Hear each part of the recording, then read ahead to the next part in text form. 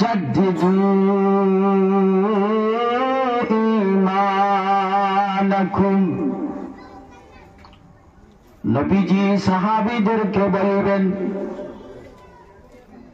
জাদ্দিদু ঈমানাকুম, তোমাদের ঈমানটাকে মজবুত করো। সাহাবীরা প্রশ্ন করলেন ওয়া কাইফা, কিভাবে? নুজাদ্দিদু ঈমানানা, সাহাবীরা প্রশ্ন করলেন ওয়া কাইফা নুজাদ্দিদু ঈমানানা, আমাদের ঈমানটাকে কিভাবে মজবুত করব? নবীজি বলেন আকসিরু মিন কাউলি লা ইলাহা ইল্লাল্লাহ, বেশি বেশি ভাবে